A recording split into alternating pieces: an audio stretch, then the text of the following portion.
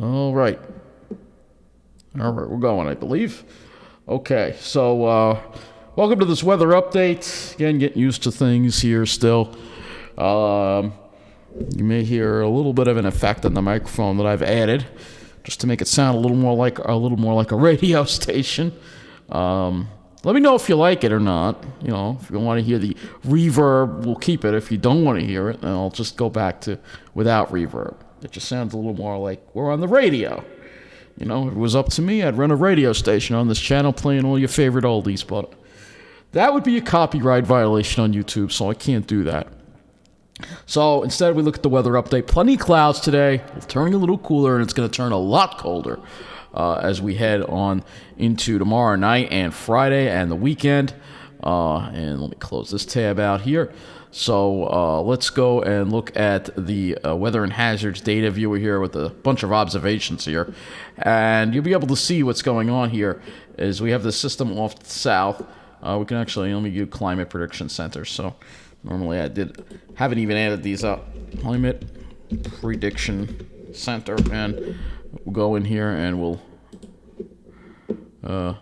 that's just one. There's the Climate Prediction Center and the Weather Prediction Center. So we just got to add this to the favorites here. We'll just do this here. Done. And then the Climate Prediction. We did the climate, now we got to do Weather Prediction Center. All right, Weather Prediction Center. WPC. Put that in there. And make that a favorite as well. So again, with me, the reason why I want to put the weather map up and show you that so you get an idea of what is going on. You see there's a system to the south. This is going to go over the Carolinas and Virginia, not going to affect us at all. Instead, we're going to have this cold high built in. Right now, it is over Minnesota right now. So if we go back to the map here, you'll see, you can see the freezing wave spray warnings are up. Because this is an indication of how cold it's going to get. Right now, it's not that cold. Temperatures in the low to mid 30s. It's around average for this time of the year. You can see we got winter storm watches in effect, winter storm warnings and winter weather advisories in effect for like North Carolina and stuff. They're going to see some snow, but we're not going to see anything. But let's show you where this cold air is coming from here, if we can do that. And you can see in the upper Midwest here in Wisconsin, you have temperatures around 0. So this is the air mass that's heading our way. And it will be here tomorrow night. You're going to start feeling it. So let's go take a look at our models, and you'll see what's going on with the first. You see the storm system here. This goes by to the south of us, so it becomes quite a storm actually. And the eastern North Carolina could see maybe a decent snowfall from it. But for us, just some clouds. That's it. This intense storm just goes well to the south of us and is out to sea pretty much. But you can see, look at those tight isobars. That means lots of wind, and that also means a lot of cold air coming down. So we've got the draw application up here, and we can do that here. And you can see here, look at that. You can see that cold air just going to come right down, right out of the Arctic, right from Canada. Perfect setup for it, and it's going to be cold. It's going to be cold. All right, why isn't that doing anything? All right. Oh, fill an area. Okay, I'm trying to erase it. Again, you have to bear with me. I got to figure out what modes do what here. Okay, so that's going to be some really cold air that's going to come on down with that deep trough. And then we watch this next system here. And this next system could be a snow event for us. It's awfully close. It's awfully tight for us. Whether we'll see snow or not, that line looks really close. This could be an intense low, and it could get stuck offshore for a little bit. So that's our next chance for precipitation would be late Sunday night into Monday would be our next chance of precipitation. And if we go look at the pattern in the long range, you'll see we kind of go back to the storms going off to the west again, but still looks like some shots of cold air here and there. So let's go and look at the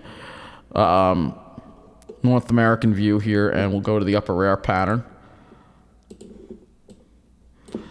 All right. So all right, so we're at Tuesday, Wednesday, and here you go. Here we go. This is the 18Z GFS, and you can see, again, that trough that's going to be coming through here, and it's going to be bringing down that cold air. You can see that Arctic connection Then it kind of retreats, but here comes the next storm, and that's another trough right there with that one. And then after that, we got some more troughs coming through. So it looks like an active pattern with some cold air involved in this. And this is all because of this split in these. This is something you will not see much talk of, especially if you're watching Samantha Orgiri on News 12 South Shore, because she doesn't talk about this stuff. But see, we got this big block over Greenland. That's and allowing the storm track to go to the south, the jet stream to go to the south, and the cold air to come on down. So when we look at the temperatures aloft at the 10 MB height, you'll see this split taking place. Here you go. There's the polar vortex splitting and coming down. And that is going to bring Arctic air into North America. So keep that in mind there, right? And so if we look at the temperature anomaly chart here, as we go into tomorrow, you'll see we start going below normal tomorrow night and then much below normal on Friday and Saturday. Look at that, purples. And then kind of stay below normal. Then it gets a little closer to average. But then here comes the next shot of cold air into February. So we will have periods of above normal weather, but we're also going to have some Arctic air as well. So let's take a closer look at our area here. And let's go and take a look at what's going to be happening with the temperatures, because we're not really going to be dealing with any precipitation until at least Sunday, later Sunday. So you see that colder air start coming in. Here's Thursday, and we're going to have highs. Thursday is going to be a day that's going to be getting colder throughout the day. So we might start off in the mid to upper 30s, and then once the sun goes down, I think we'll be into the 20s. And then Thursday night, we're going into the teens, folks. Lows 10 to 15 degrees, and with that wind, it's going to feel like around zero. And you can see here, look at Friday. Highs only struggling to reach the low 20s across Long Island. You can see the cold air, the core of it going more over Long Island, and then New Jersey maybe a little warmer, maybe mid to upper 20s there, and then that cold air sticks around. Another frigid night Friday night, lows in the teens, 10 to 15 degrees, and then for Saturday, mid 20s again, mid 20s, so we'll be below normal, and then Sunday, we're still below normal, highs in the upper 20s to around 30 degrees. The cold air is in place for that next storm system to come on through, and you can see how tight that gradient is. Who'll see the snow and who'll see the rain, but you'll see the temperatures kind of stay cold after that. So we're kind of staying cold, a few little bouts of warm air here, but then here comes some more cold air again for Monday, February 8th. So we got the cold air coming in, finally. It's about time we finally have it. And we'll go ahead and we'll now, obviously with the system on Sunday night and on Monday, all we have are the long-range models to look at. So you can see here is the GFS, and you can see what happens. That rain-snow line is awfully close to us, but just north of that line, there could be some really heavy snow Monday morning, perhaps over Long Island, particularly Suffolk County. And then it kind of just hangs around. You could see, so we could be dealing with snow on and off. So let's see how much snowfall the GFS gives us, total snowfall, and look at that. So it gives Long Island, could be, it's hard to see, but I see some pinks, so around maybe anywhere between 6 and 8 inches, and then north of the city could be dealing with a foot of snow perhaps. But if you're in Jersey, if you're in Toms River, you may not get anything. So they would miss out on that, unfortunately. Or fortunately, depending on how you do, how you view it. But the bottom line is we haven't really had any significant snowfall. We had a little bit yesterday, like under an inch, barely anything to even count, barely anything to even talk about. And it's also going to be a wet storm, so it dumps a lot of liquid equivalent, you'll see as well. So let's go to our sky conditions, and that'll be the next thing we will look at as we head into Thursday. You'll see we'll start off with clouds, but then Thursday night we clear out, and then Friday we'll have to see what happens. Might have some, it looks like it's generating some instability cloudiness. Looks like a little more over New Jersey versus Long Island. Might be a little clearer over Long Island. And then Saturday should be nice and clear across the area, but still cold. And then we have more clouds roll in with that system that's coming for Sunday night into Monday. We'll also look at the NAM. We have the 0Z NAM in for that, so we can also look at the NAM with the clouds for that. And you'll see, actually, the NAM's actually a little more optimistic and gives us some sunshine, but tomorrow afternoon we may have some clear skies, so that's pretty good. But then some more instability cloudiness on Friday, but again, seems to be more over New Jersey versus Long Island. And again, Long Island is getting that air right from the north. So, Long Island, it's going to be cold, but we're going to have sunshine. It's going to be a nice day. And then here's Saturday. This is as far out as I got for Saturday on the NAM. We can also look at the RGM model as well. This is the 0 Z. I don't have enough of that in. But here you go, Thursday. You see what happens. It clears out, actually. So in the afternoon, you might have a clear afternoon tomorrow with some sunshine and turning much colder.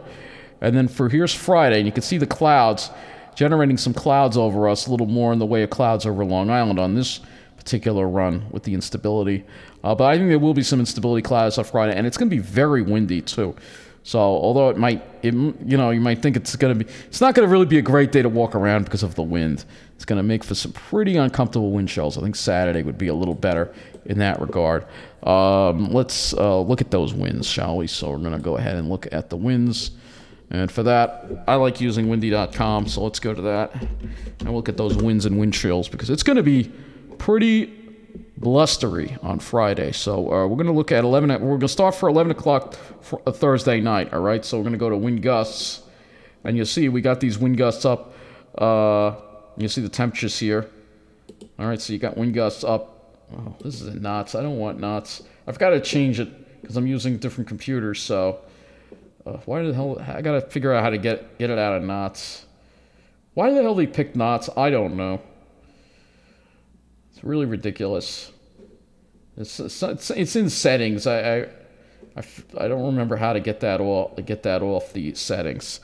So we'll just have to look at the winds. But you'll see these colors here. Oh wait, maybe this is. I don't want knots.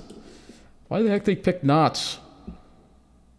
I don't know. Whatever. These, it's a gusty wind. I really would like to get that straightened out. Figure out how to do it. And maybe it's up here.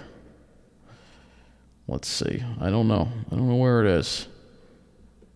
Settings. Here we go. Should have the wind here. No, we don't want knots. We want miles an hour. Thank you. That should work now. We should have miles an hour. So you can see wind gusts Friday. 40 mile an hour wind gusts with those temperatures. It's going to feel pretty blustery, adding that wind chill, and it's going to feel pretty cold. So if you look at the temperature, this is the European model, and you can see how cold. This is the air temperatures only in the teens.